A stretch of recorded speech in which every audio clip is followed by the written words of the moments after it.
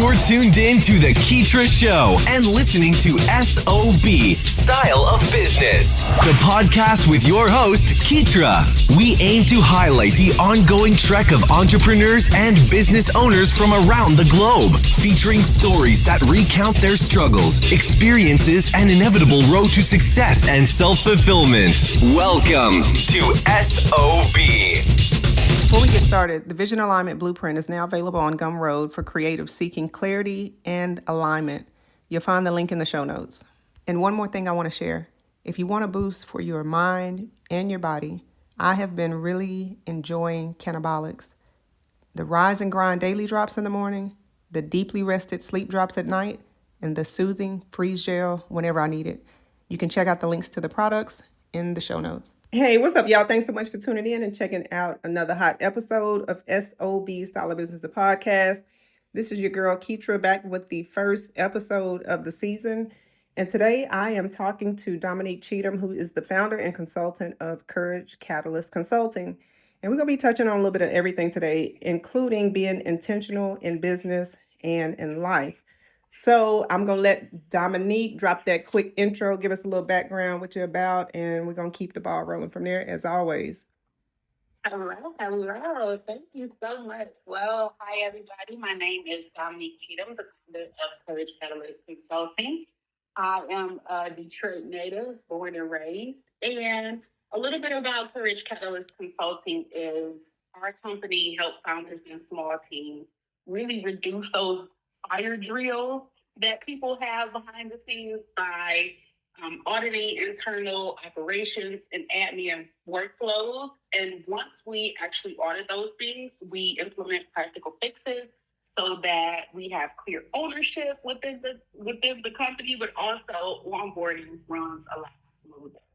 And that's a little bit about me and my company. All right. Yeah. So we're gonna get into the gist of what all that entails a little bit further down the line, but I am definitely thankful that we were able to get you on the call because I know that it's important to have some sort of strategy or systems in place when it comes to, like, especially with business and entrepreneurship.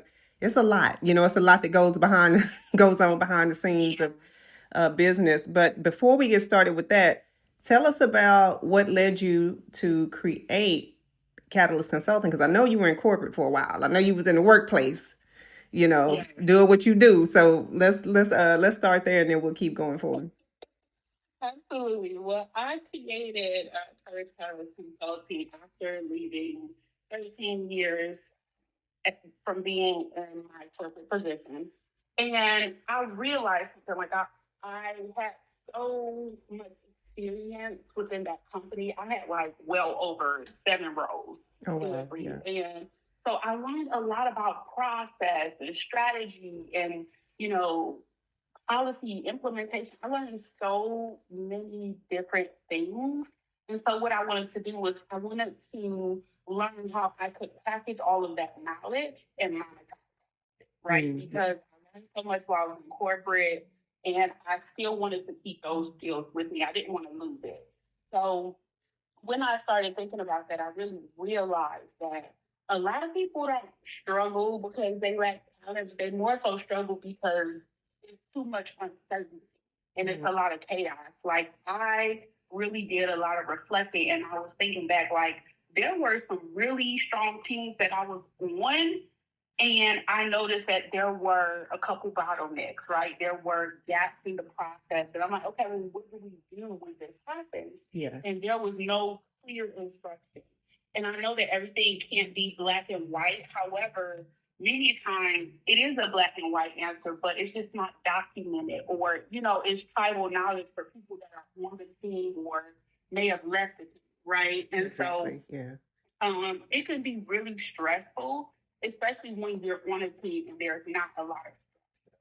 And you don't know exactly what's next or how to handle a situation, or if it happens again, maybe you don't handle it the same way because, again, it's not documented.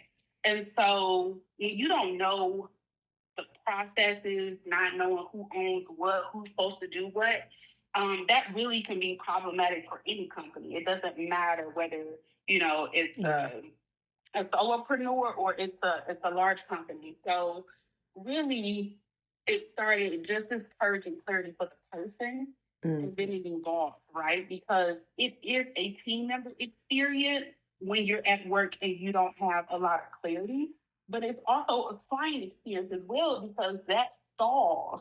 It stalls the client experience because things are happening on the back end, right?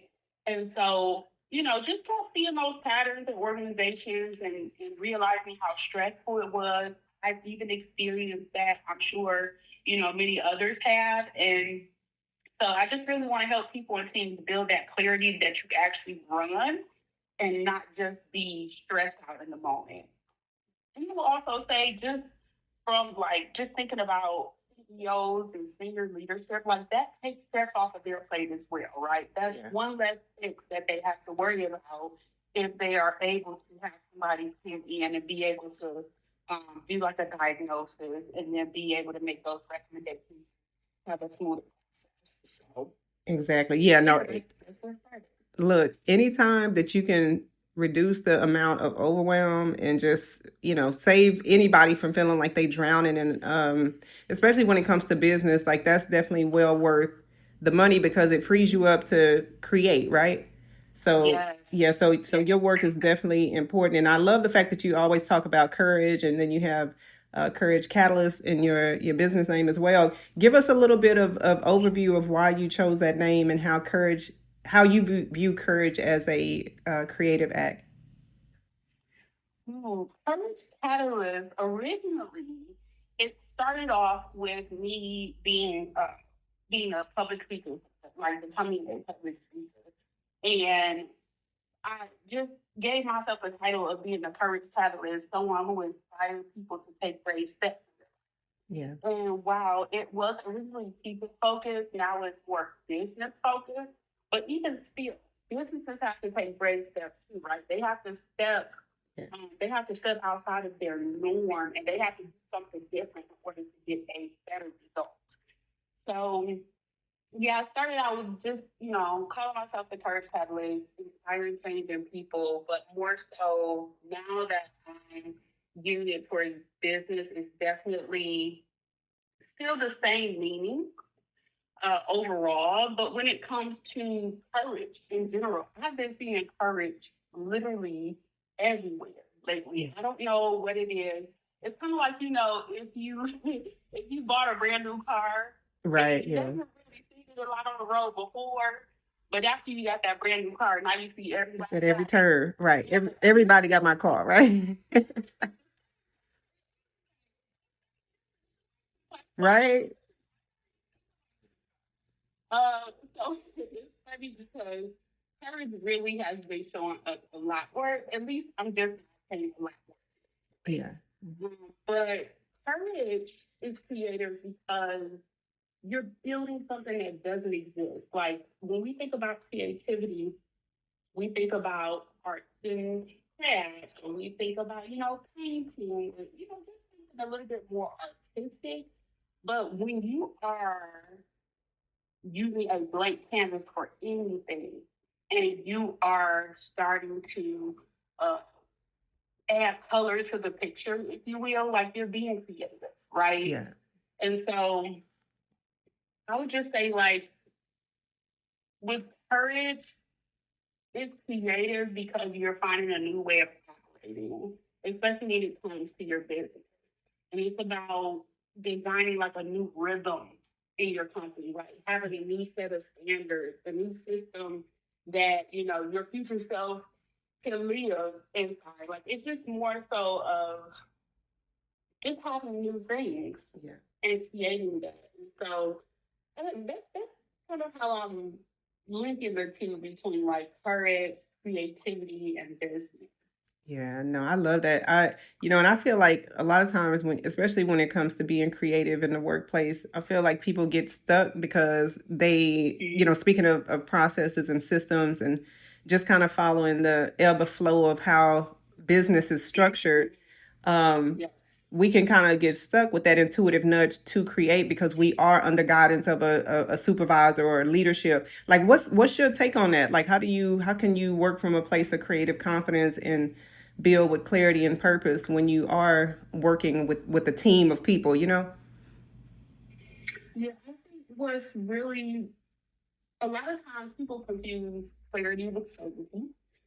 And many times we will wait until we're like 100% sure before we move, right? We don't trust ourselves, and people get in their head before actually um, putting things like on paper or putting it into the system. So, like, I'll just say, like, for example, something happened where I was in one of these roles within my corporate career.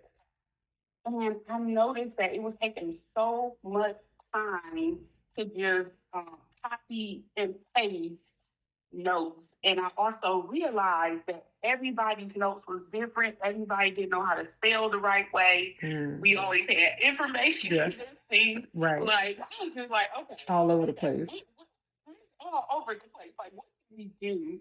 And so I ended up pitching an idea to my leader at the time, like, hey, I think we should create like automated template that we could just like get all the information that we need, all the pertinent details, then be able to generate one note and everybody just copy it. Yeah. Right. And so I was able to pitch that idea. And do you know, like, even after I pitched that idea and it was executed, like literally 6-7 years later, that team was still using that idea. Oh wow. Yeah. Right. And so it although it's like, oh yeah, you just kind of like updated the system, but that is still creativity, right? Like I stepped outside of my box. And so and it was less stress, right? Now everybody is able to get the information they need. There is unison, it's smooth. So really it's just about being creative in different ways and still taking that step. Now, granted, I didn't know all of what entailed of that idea, and I learned some things along the way. However, I was able to move, right? I had enough confidence that I knew what I was talking about, or at least what I wanted to see. There was clarity that was created along the way when I got with somebody else that actually was able to see my vision, and like they might have done something. I'm like, oh yeah, no, that's not it, right? Exactly. And then just being able to execute on that, and it served a very good purpose in that time, especially because it still was something that was going on even. I know that's more process driven. Exactly. Yeah. Sometimes it's needed though. Yeah. Sometimes, like, if you're stressed out when it comes to like the behind the scenes and the operations, you have to first step outside of that mindset, right? Like you have to think about like, okay, what is something that is going to be that's going to make my life easier, even if it means saving for 10 minutes, whatever it is. Like it could be clear workflow. It could be a decision log, right? Like we have so many ideas and they may not necessarily be good ideas at that time, but that don't mean that you should completely forget about it. So maybe you need to put in a parking lot, right? Create a decision log, or maybe you need to have like a weekly cadence of things that you need to look at, or have a checklist, or when you're ready to bring somebody on your team, you don't want them to be all over the place. You want them to have a smooth, flowing onboarding process, because you don't want a high turnover rate, right? Exactly. Yeah, that's true. It's just, it's just about helping businesses understand that, even if you don't, you may not be confident in all of how your operations is running. Once you grow that muscle by just doing one thing or one change at a time, that will help them gain more confidence, like in their processes. It'll give them more clarity. And honestly, they'll stop working as hard because the system will be able to run without them always having to do it. Exactly. I feel like that probably was not related to the question. Exactly. That's the golden nugget right there. That's the key. How can we run smooth and with ease and with flow? And that's another thing, like the approach that you have, just making things a lot smoother for teams or individuals. Like, tell us a little bit about your specific approach. Like, how do you, because I can imagine if somebody is not used to like a system or structure, and not saying that they just, not like, they don't, I'm not saying they don't want that. It's just like they are not used to having that, especially companies that just kind of do as they've been doing because it's work, but they haven't really sat down to see where they're leaking energy. Like, tell us a little bit how your system or your approach rather will help them to really cut some of that time and so that they can run the business efficiently. I think the first thing that's really important, especially when talking to potential clients, is they have to want to grow. They have to be coachable. Yeah. Yep. Because if you're not coachable in that moment or in that season, then you're not going to be a good candidate for anybody, for the most part, unless they're trying to take your money. Because if you're not willing to make those changes, then it's going to be hard, right? And a lot of people lead from their trauma and not necessarily with the business. Yeah. But I will say, I'm not gonna blame this on my age. Right. Don't do it. Don't do it. Right.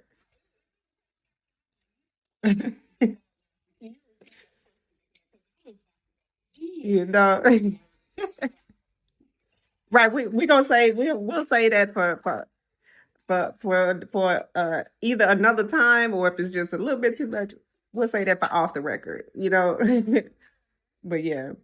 It's a lot. It's a lot that goes into it. And another thing that I can imagine is like with your experience and expertise, just, helping professionals lead in a way that's authentic and genuine to them. Because I know we've had a couple of conversations before this interview, and you and I were talking about how it can be difficult for somebody who is creative or just somebody who is interested in being more than just an employee or just somebody that shows up to work. It can be quite difficult for them to lead from a place of authenticity because they are under the guidance of, hey, do this, do that, or hey, we want it done this way in these specific processes. But tell us, like, what's your take on that? Like, as far as like aligning from a place of authenticity versus performance. Like, you have the performance leadership and then you have authentic leadership.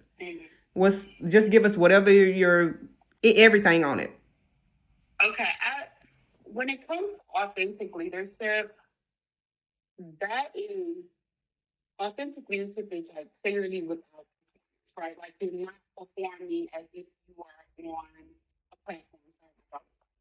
Oh no, let him bark. Let him do his thing. Right. Add a little extra flair to the show. Right. Leadership is about having clarity without about leaders being able to be direct without being harsh, or without, really coming with a politics. Yeah. And I know that we all have different definitions of politicking.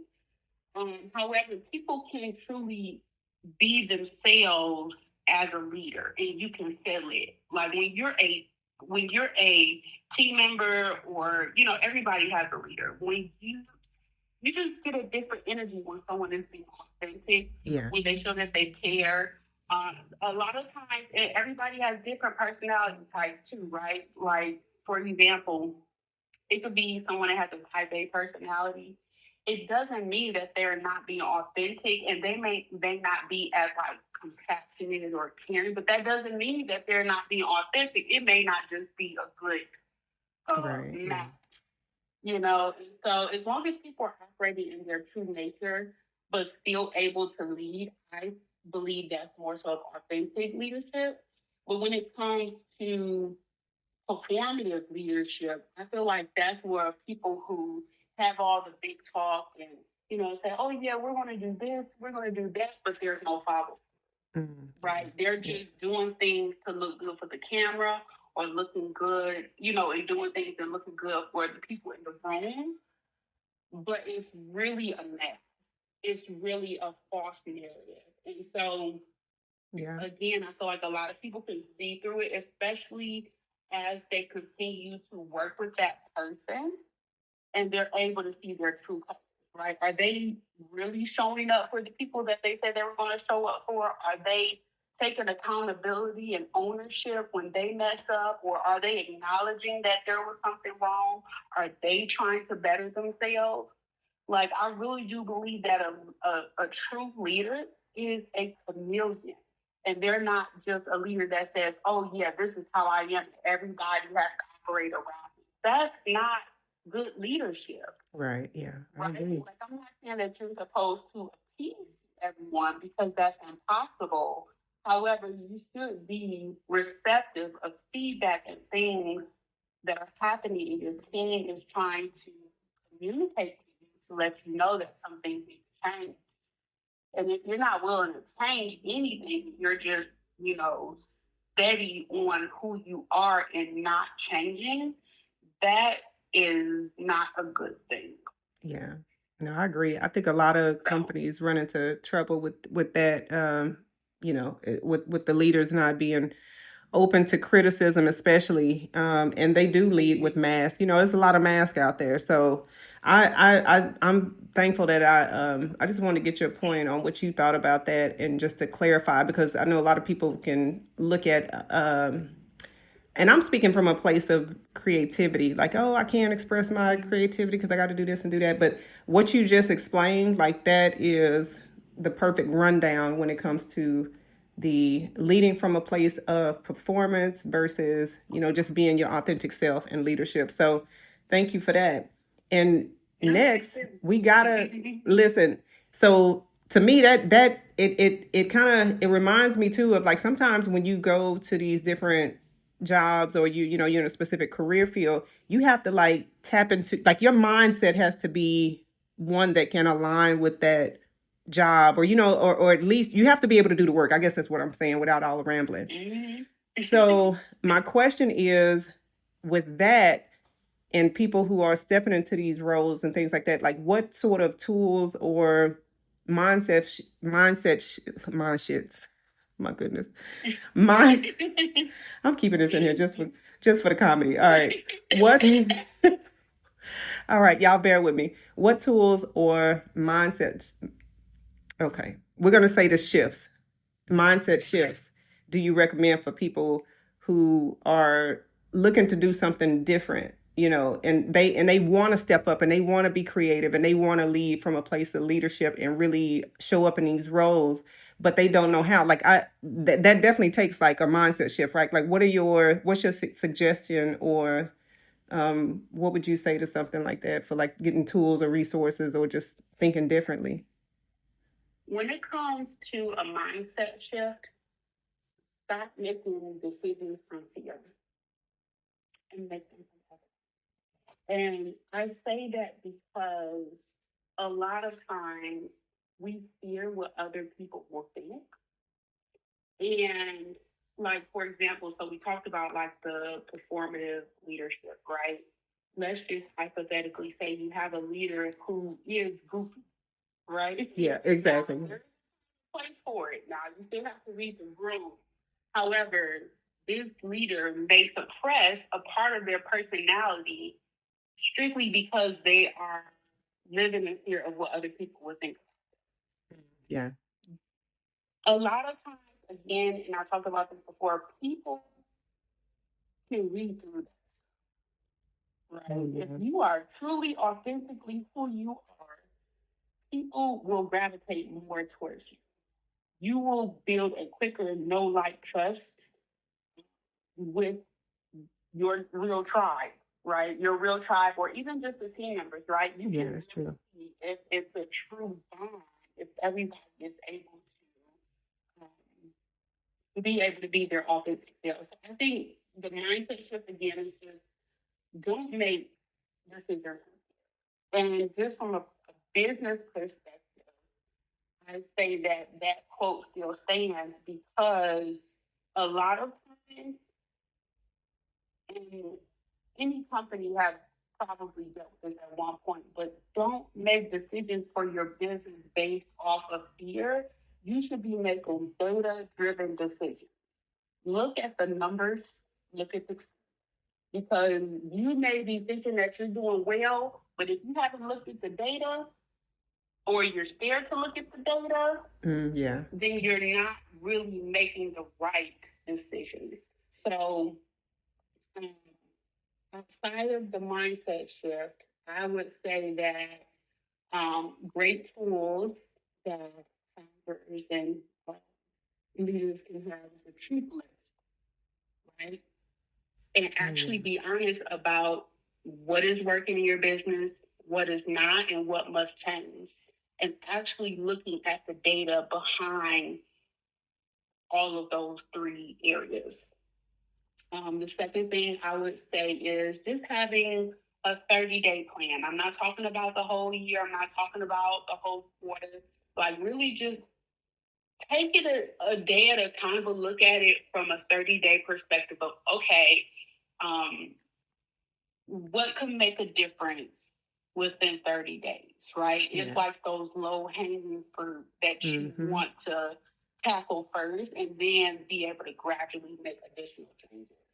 And then the third thing I would say is just having a weekly cadence where you're checking in and you're tracking those decisions and those actions so that you know what's going on in your business, right? If you are a solopreneur, yes, you are going to have to do all of that by yourself. And sometimes it can be draining, you could be scared, and that is okay, right? Because you're like, oh my goodness, this is one more thing that I have to do. However, if you want sustainability, you have to do those things. You have to check in. You have to, make sure things are running as smooth as possible. But not only that, but a leader is always reflective.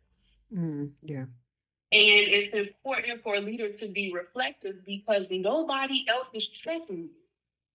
You know what I'm saying? So, like you may get a customer, you may get a customer or a client complaint, or you may not.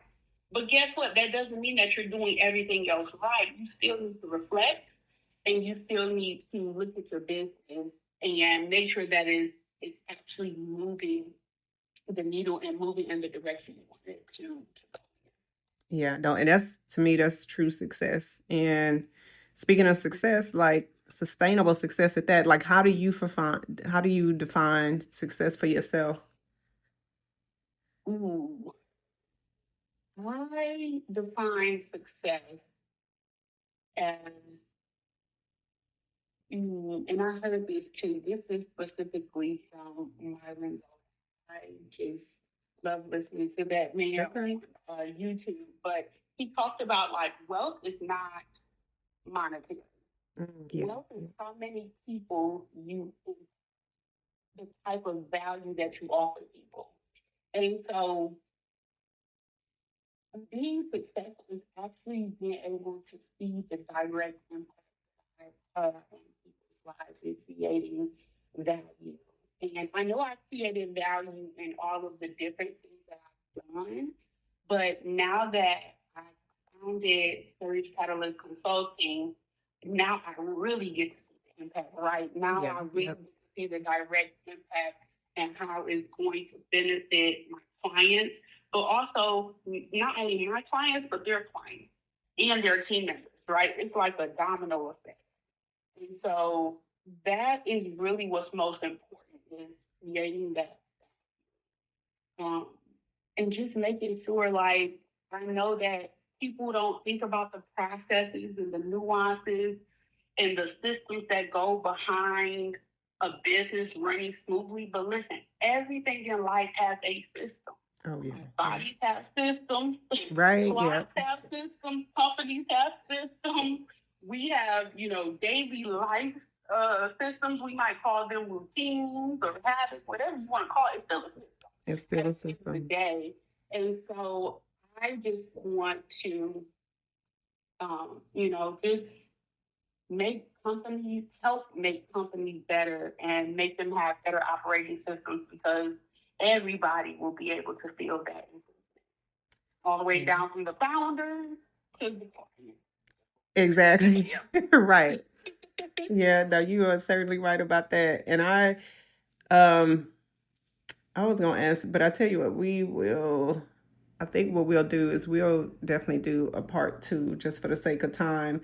Dominique, leave us with a couple of words of encouragement, and also tell us where we can reach you online. Well, I'll tell you what, scratch all of that. Let's start with, tell us where we can reach you online if anybody is interested in learning more about your business or how you could assist them moving forward with their internal processes, and or just to connect. And then from there, go ahead and leave us a couple of words of encouragement. Absolutely. So you can find me. I have a website. It is www.catalyst.com/subscribe. Right now, I am building my email list because I am currently working on a core offer where I will be offering to do an operations audit and have an enablement sprint, which essentially means that I'll be making sure that we adopt those fixes that we're actually recommending to make sure it gets done and see it all the way through. So you can absolutely sign up on the email list. I will be announcing my offer there, but also on the professional side, I'm on LinkedIn, and you can find me at Dominique A. Cheatham under my name, and that is where I'll be. All right, thank you. And let's get those words. Come on, give us something good now. You done gave us a lot of good stuff. You got to make this one, make it good now.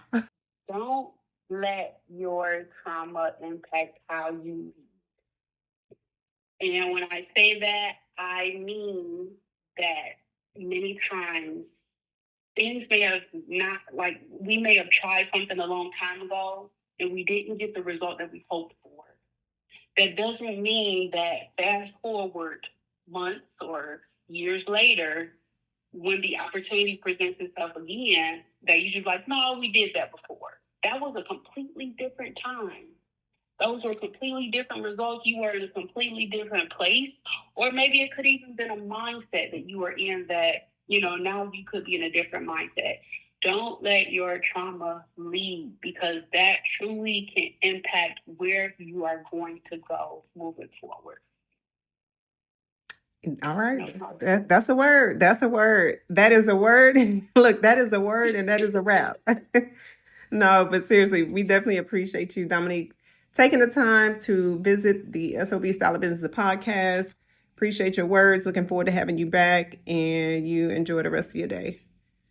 Thank you so much. Thank you for this opportunity. I appreciate you, and I'm looking forward to. Thanks for hanging out with us here on SOB. We hope this episode has been resourceful. If you'd like to check out the latest articles or follow Keetria's website updates, just log on to Keetria.com or follow her on Twitter at KEETRIA.